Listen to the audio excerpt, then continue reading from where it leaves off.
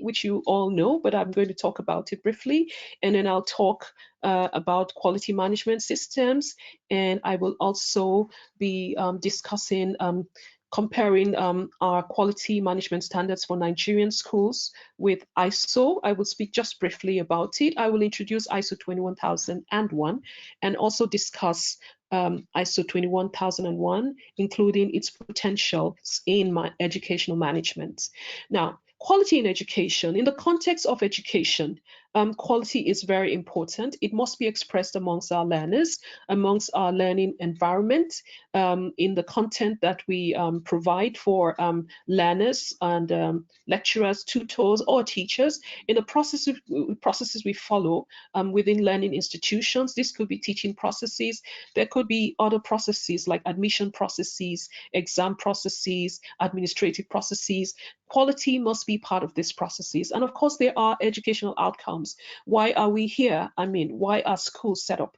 There are expectations in terms of governance, in terms of developing the individual, in terms of the community. There are different expectations. Quality is about meeting our customer needs and exceeding their requirements. That's what quality is about. And simply put, quality could just be described as fit for purpose. So we're running a curriculum. We've set up processes. We have a learning environment.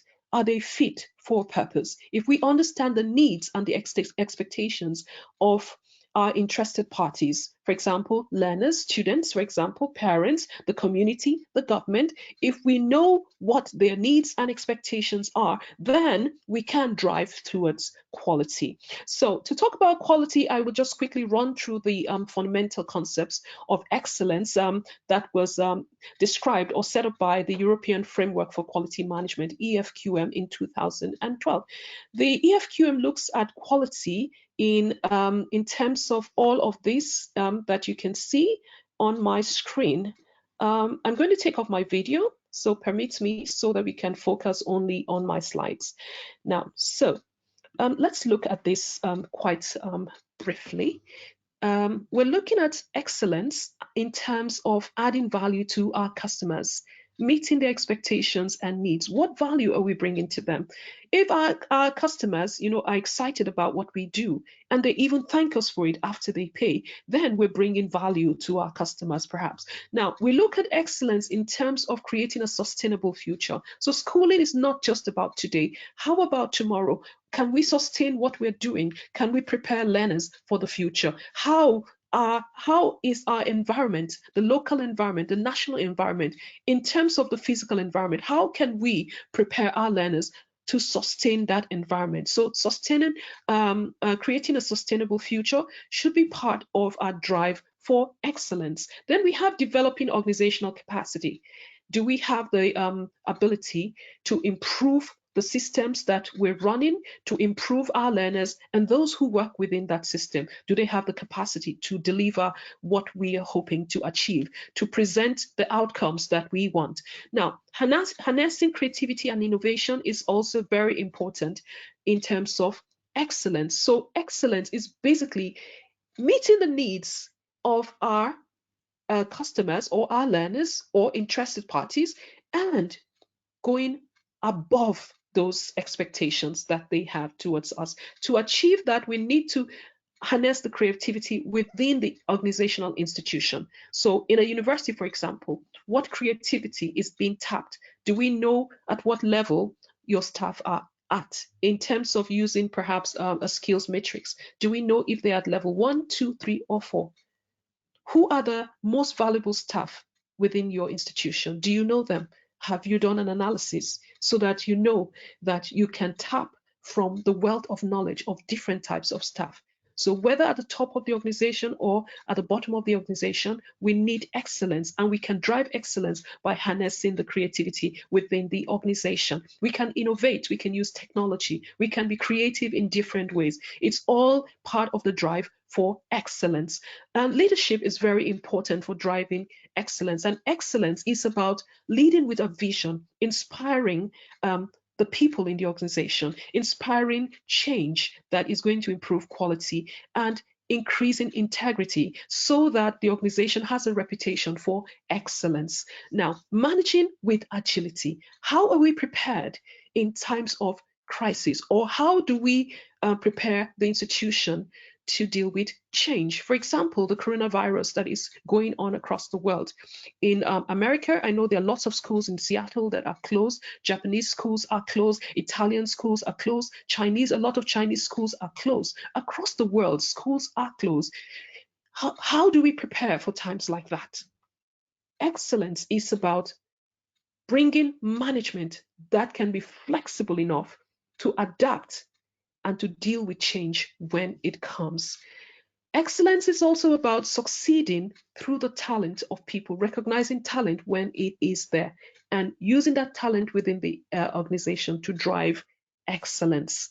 And of course, sustaining outstanding results. We don't want schools to just succeed today, but we want them to succeed tomorrow. So excellence is setting all of these things together in place, working together to create a sustainable, outstanding environment where results are consistently excellent.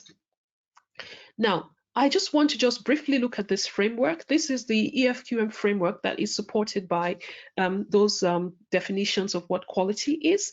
And as you can see that leadership is key in any educational organization or in any organization. Leadership must manage people, must provide policy and strategy, and must provide partnerships, resources, and drive processes from top. All processes must be driven by the visions and the mission and mission of the organization. Now, people results will come out of that. We'll have results manifesting in people, like our students will be more prepared and equipped for their future. There will be customer results. We have different types of customers within educational organizations, the learners, contractors, suppliers. We have to also meet the expectations of government. The community that we live in is also important. How are we bringing quality into that community? What are they getting? Are they getting a more educated group? Are they able to come into our institution because they believe in us? All of this work together to bring key performance results.